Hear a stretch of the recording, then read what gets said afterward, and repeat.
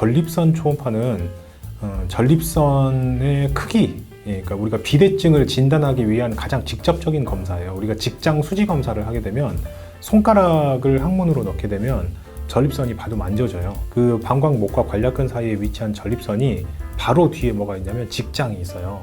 그래서 손가락을 넣으면 직장과 전립선이 등을 완전히 맞대고 있기 때문에 얇은 근막, 이 막 하나로 맞대고 있거든요. 그 해부학적 구조를 두고 등을 맞대고 있어서 직장 수지 검사를 하게 되면 전립선이 바로 만져집니다. 암 같은 경우는 안에 단단한 결절이 직장 수지 검사에서 만져지는 경우도 있어요. 혹은 전립선 염증 같은 경우는 만지면 아픈 경우도 있고, 그리고 손가락으로 크기를 대충 짐작할 수도 있어요. 그렇지만 전립선 크기를 측정하는 데 있어서 가장 정확한 검사는 전립선 초음파다. 그래서 전립선 초음파는 전립선 비대증을 진단하기 위한 가장 직접적인 검사고, 전립선의 크기 외에도 주변에 있는 방광, 소변이 차있을 때는 방광도 잘 보이거든요. 방광 안에 개실이나 결석이나 이런 것도 확인할 수가 있고, 혹은 소변을 본 후에 만약에 초음파를 봤다면 잔류가 얼마나 남아 있는지에 대해서, 방광 기능에 대해서도 어느 정도 좀 엿볼 수 있고, 그 다음에 이제 정낭도 낭종이나 다른 특별한 문제가 있는지, 초음파로 실질 조직에 있는 음영을 보면 비대 조직이 명확하게 구분이 되는 걸 볼 수가 있고, 그 외에 또 전립선 석회화라든지 전립선 낭종이라든지 혹은 전립선의 종양성, 이게 전립선 암이라든지 혹은 염증, 보통은 저음영 소견으로 확인이 되는데, 이런 다양한 전립선과 주변 해부학적 구조에 대한 다양한 정보를 얻을 수가 있어서 기본적으로는 전립선 크기를 확인할 수 있다는 게 가장 중요한 정보고, 그의 다양한 정보를 얻을 수 있다. 진단과 감별을 하는데 굉장히 유용한 검사고요.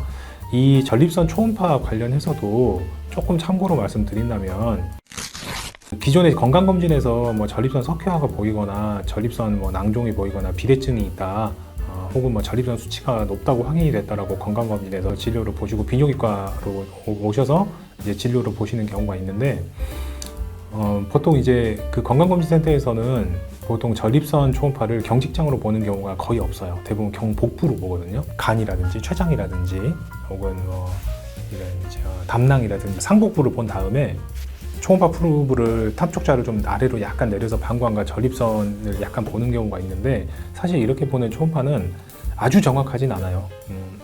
의미가 없다고는 할 수는 없지만 경직장 초음파보다 정확하지는 않다. 아까 말씀드린 대로 경직장 초음파는 항문으로 초음파 탐촉자가 들어가면 요만큼, 항문으로 요만큼 이렇게 들어가요. 직장 수지 검사할 때 딱 그 정도 길이 들어가거든요. 그래서 이제 그 정도 초음파가 들어가기만 하면 바로 코앞에서 전립선이 보이는 거죠. 바로 코앞에서. 근데 이제 복부로 초음파를 보게 되면 복벽 통과해야 되고, 피하 지방층, 근육, 복막, 그 다음에 뭐 장관막도 있을 수 있고, 방광 있고, 거기 다 통과해서 들어가야 되는데, 그러면 음영이 일단 거리가 멀고 음영 자체도 깨끗하지가 않아요. 근데 경직장 초음파를 보게 되면 아주 선명하고 전립선과 그 주변에 있는 구조들의 다양한 문제들까지 확인할 수 있다는 게 장점이다. 그래서 혹시 건강검진센터나 혹은 다른 곳에서 그 전립선 초음파 검사를 하셨더라도 경직장 초음파를 다시 한번 확인해 보실 필요가 있다. 그런 거 참고로 말씀드리고 싶고요. 소변검사, 혈액검사, 전립선 초음파 이런 것도 말씀드렸는데, 보통은 배뇨 증상이나 전립선 관련 질환, 전립선 비대증이 의심이 될 때, 모셨을 때는 아까 말씀드린 그런 검사들을 하게 되고요.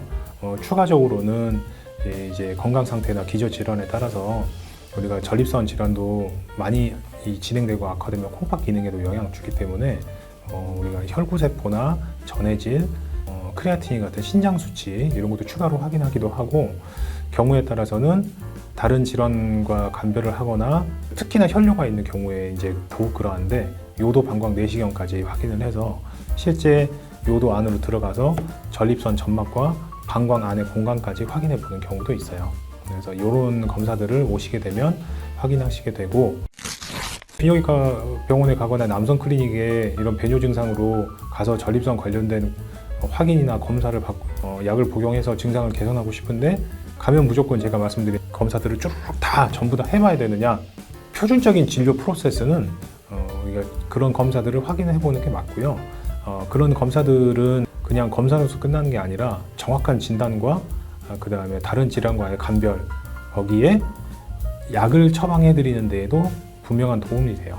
우리가 이제 전립선 비대증으로 진단이 된 이후에 혹은 하부유로 증상이 있는 경우에 여러 가지 약들을 처방을 드릴 수 있는데, 검사를 하지 않으면 처방이 불가능하거나 혹은 의학적으로 조금 적합하지 않거나 혹은 그러니까 건강보험법상 처방이 어려운 약들도 있어요. 검사로 이런 항목이 확인이 되어야 요양급여 혹은 건강보험이 이 약이 처방이 적용된다라는 이런 기준들이 또 우리 정해진 게 있기 때문에 우리가 검사를 하시는 게 정확한 진단에도 당연히 도움이 될 뿐더러 반드시 확인해야 될 악성 종양들, 예를 들면 전립선암이나 방광암 같은 질환들도 배제할 수가 있고, 또 향후에 치료법 적용에 있어서 약이든 수술이든 적용할 수 있는 그 기준에 부합되는지도 확인이 가능하고, 의학적으로도 적합한 치료 방법 설정하는 데 있어서 필수적이기 때문에 그런 부분에 대해서 좀 참고하실 필요가 있고요.